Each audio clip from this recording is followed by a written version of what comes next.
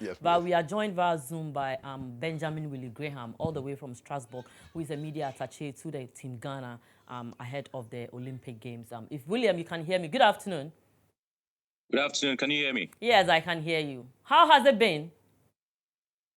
It's been fine. Let me say good afternoon to my big boss, Yes. Marfoh Husseini. I hope he's doing great.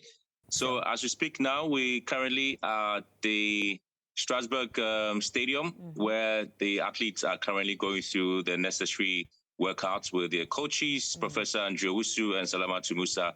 So here this afternoon is Abdul Rashid Saminu. We have Joseph Paul Amwa, the captain, Ibrahim Husseini, and of course, Isaac Boots, you're not forgetting Rose Yabua. So we are all here, preparing for the big day.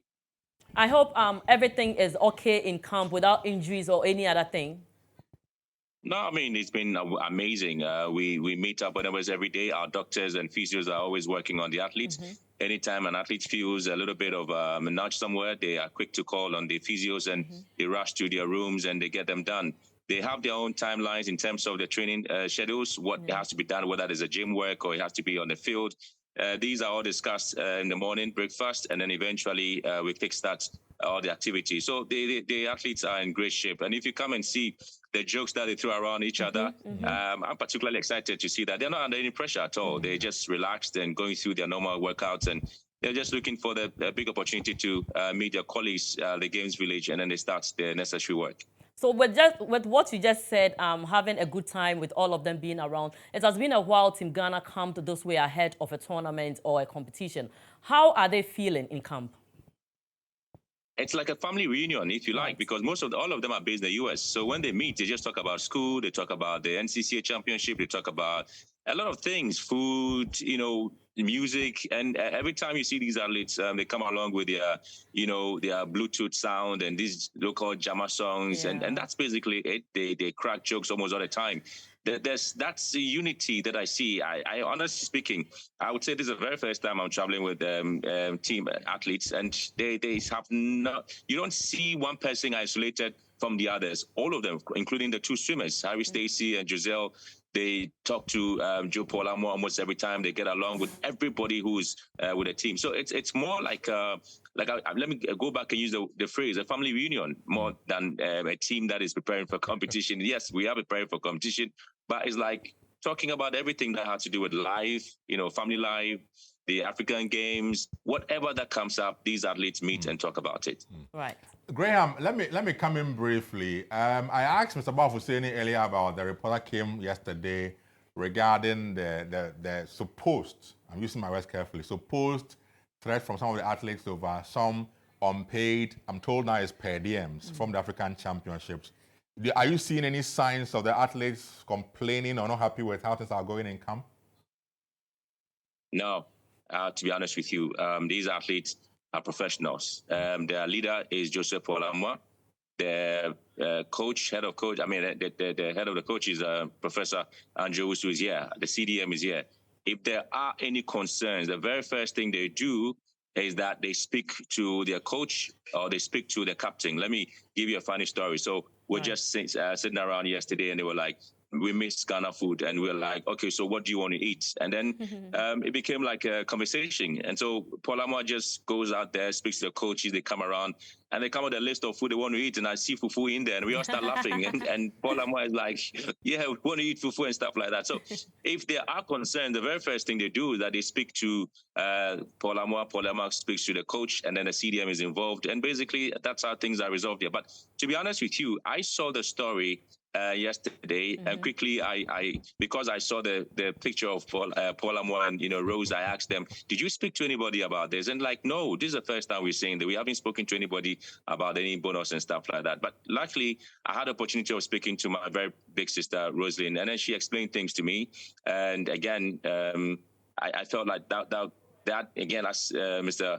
Marfoh Husseini is saying, it was just a mixture of different stories altogether. But the athletes were like, they're okay. They haven't spoken. They haven't said anything. It's a very new story to them. But no matter what, the explanation came yesterday. All of us were at sea. Of course, we were surprised. But eventually, when we got the information, we're okay. We just felt that going forward, we should, if there are concerns, like I said, it has to be communicated well, and then we know how to deal with it. Okay. So from all of that and from you guys in Strasbourg, everything is fine with the team, and you're looking ahead to the games in some 2 weeks' time in Paris to make Ghana proud. Is that the situation? As we speak, that has been a situation. Just as Mr. Bauer said, issues about per diems dealt with. Perso that obviously get the opportunity to be here, hopefully by next week. Okay. All that needed to be resolved will be resolved here. And just as we've talked about, the Ministry of Youth and Sport, the Ghana Olympic Committee, together with the other stakeholders involved, and obviously understanding what is at stake for Ghana at the Olympic Games, I definitely know that that conversation is certainly going to be happening, and I'm sure all the stakeholders involved will get access to the information. And we all know these athletes, like I said, they are professionals. They understand the reason they are here. They understand why they currently are in Strasbourg preparing. They understand, again, what is at stake when the Olympic Games start. Okay. And so these sort of distractions is something they are trying as much as possible to eliminate that. And you and I know, Bengarzi, these distractions, especially bonus rounds or allowances rounds, have led to us losing out on some certain qualifications. Yeah. Remember, one of them is the Black Queens. Remember what happened to us against Zambia at the Olympic qualification. Yes, we ended up, talking about bonuses, and then we lost the game and we failed to qualify. So it's a distraction that they don't want to have. If there are concerns, the appropriate quarters, they themselves, they would channel the conversation to. So at this stage, it's about focus and focus also. And one story, Monica, that I have spoken about and I'm particularly excited about is that if you check our Olympic history, for the very first time in the history of Ghana, we have the first time we're having a woman competing on the high jump at the Olympic Games. Yeah. And for me, that is the story I have carried along all this while. And I think that GHOne needs the support and qualification. I mean, the prayers of every Ghanaian to go out there on the big stage and perform. So that is where my focus is. That we talk about affirmative action basically, but if Rose is going to do that for Ghana at the big stage at the Olympics for the very first time in the history of the country, why shouldn't we support her? Absolutely. How does she feel? I will be honest with you. She's one of the most, I don't want to use comic figure, but she's one of the most hilarious figure in camp. Every time you are with Rose, she says something and you have to burst into laughter.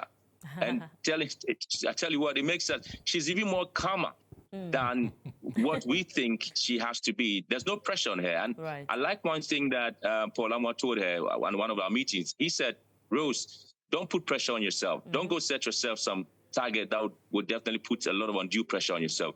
Just do who you are. Just be yourself. Go out there, just as you've been doing. Just do what you have to do and just be happy and go out there and enjoy the competition.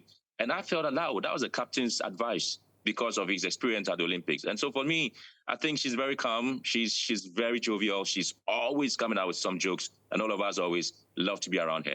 Right. Now, before we let you go, a bit of the 4x100 relay. How is it going with the baton change where we have to fine-tune it before the day comes? Yesterday, Professor Andrewusu spent quite, in fact, I would say that majority of the training sessions was based on that. And Professor Andrewusu was really working on them. Today, we are back again at the same Strasbourg Athletic Stadium, where we are, again, they're going to go through the paces and go through the same technique. But I have to be honest with you, it's been a wonderful session watching how the coaches are dealing with them and even the athletes themselves. There seems to be some bit of bond between them in terms of how they understand the changing, the shout for a stake and who is supposed to move at what time, the measurement. They understand everything. And I think I love the camaraderie that exists between these athletes and what they do. They are friends. They've been friends. Like I said, it's like a reunion more or less than just a competition they're going to compete in. Right. Thank you so very much. And we wish you all the very best together with the team out there in Strasbourg. We'll see you at the Paris 2024 Olympic Games.